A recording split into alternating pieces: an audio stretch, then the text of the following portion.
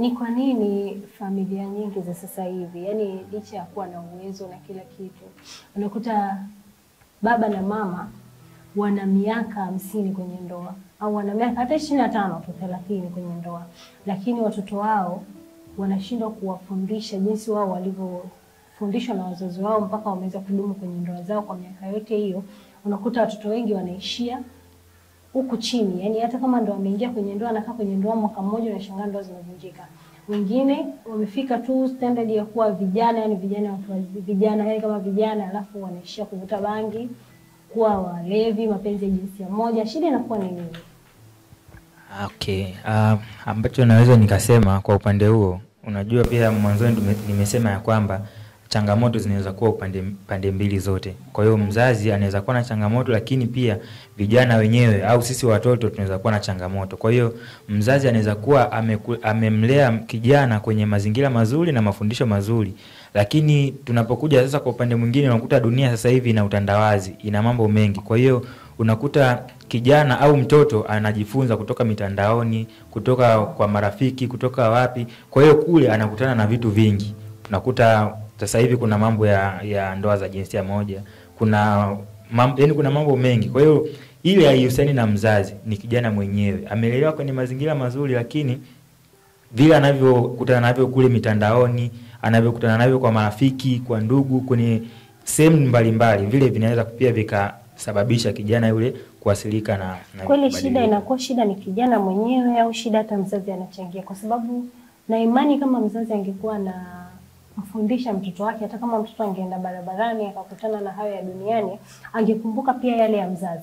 No, of course ni kweli, unachokisema ni kweli, lakini kumbuka kwamba sisi binadamu, niseme binadamu kwa ujumla, tuna ile utashi wa kufanya maamuzi. Sawa? Unaweza kuwa mimi nimejifunza jambo jema kabisa, nipo let's say nafundishwa jambo hili na mzazi au kanisani na nini, lakini nikitoka nje ninayo maamuzi binafsi mimi ya kufanya. Sawa? Nimeshajua hiki ni kizuri, hiki ni kibaya, lakini maamuzi ninayo mimi. Kwa hiyo nina uwezo wa kufanya jambo hili au hili. Kwa hiyo hata kwa vijana au tunaosemea ni kwamba kuna ile utashi, uwezo wa kufanya maamuzi. Ni kweli mzazi anaweza kuwa ameplay part yake vizuri, lakini kijana anapokutana sasa huko na kujichanganya na dunia kule, uwezo wa kufanya maamuzi na wenyewe pia unasababisha yeye kuwa mtu aina gani.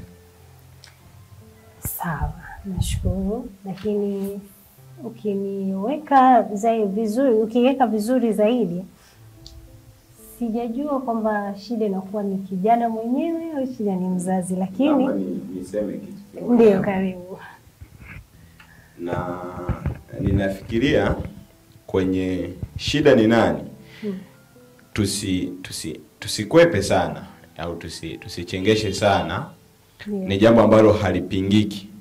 Tukienda kwenye swala la malezi, ukilinganisha zamani na sasa hivi, kuna kitu kinapungua, na sio kidogo, ni kitu kikubwa. Na wenye jukumu la kulea ni walezi wenyewe, kwa maana ya wazazi waliotuzaa, au hata kama wazazi hawapo, lakini kuna watu ambao wanatulea, maana yake hao ndio wana jukumu la kutulea. Sasa ukilinganisha wao walivyolelewa na sisi tulivyolelewa, na generation inayokuja au kizazi kingine kinachokuja kivolelewa, ni tofauti. Kuna kitu fulani ambacho kimepungua, lakini hivyo vyote haviondoi sababu ya maarifa kuongezeka na mambo kama ya teknolojia kuongezeka, ambayo pia yanachangia maarifa mengi zaidi kuingia kwa vijana.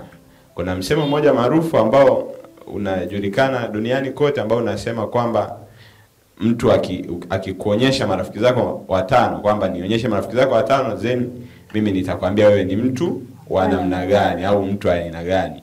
Msemo huo haumaanishi tu marafiki peke yake. Yaani hata kama mtu ambaye vitu ambavyo una interact navyo kwa muda mrefu, ndicho ambacho inafundisha msemo huo, kwamba kitu ambacho unakutana nacho muda mrefu. Ni kweli wazazi huenda, kuna baadhi ya wazazi ambao wachache bado wanafundisha, wanajitahidi kuwafundisha watoto wao, lakini hawakutani nao muda mwingi sawa sawa na mitandao inapokutana nao, sawa sawa na marafiki zao wanapokutana nao. Kwa hiyo wazazi hata kama wanafundisha, wale wachache, tumeshakubaliana kabisa ya kwamba wengi hawafundishi inavyopaswa, lakini wale wachache wanaofundisha, changamoto inakuja hapo. kwamba muda hautoshi. Mantiki yako ni kwamba utandawazi ndio unaotuharibu. Kwa kiasi kikubwa umechangia pia, kwa sababu tuna interact nao sana. Mtu anaweza akaspend au akakaa kwenye mitandao kwa siku masaa kuanzia 10, 12 na akutana na mzazi wake muda mfupi tu. Kama ukifanya hiyo study, ukifanya hiyo research, utagundua vijana wengi wa kizazi hiki cha kwetu na ambacho kipo chini yetu kidogo wanashinda mitandaoni. Maana yake ndicho kitu wana interact nacho kwa muda mrefu na lazima kitakuwa na madhara tu kwenye maisha yako.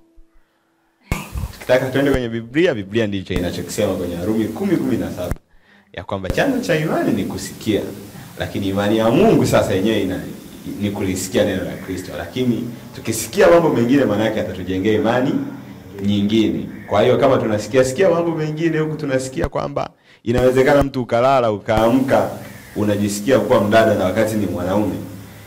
Maana yake unaendelea kukisikia kila siku, unapita TikTok, unapita wapi, unaona watu wanavuta, unaona watu wanafurahia, wanaenjoy kuvuta sigara, kuvuta bangi. Kwa hiyo mwisho wa siku unaendelea kukisikia, unakiona ni kitu cha kawaida. Issue ya ndoa za jinsia moja ni mtu anakuwa amesikia kwenye akili yake.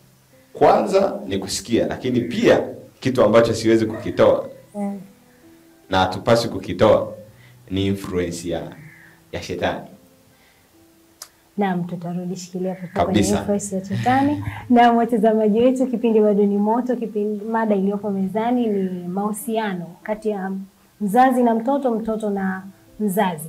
Tupate mapumziko mafupi, tutarejea.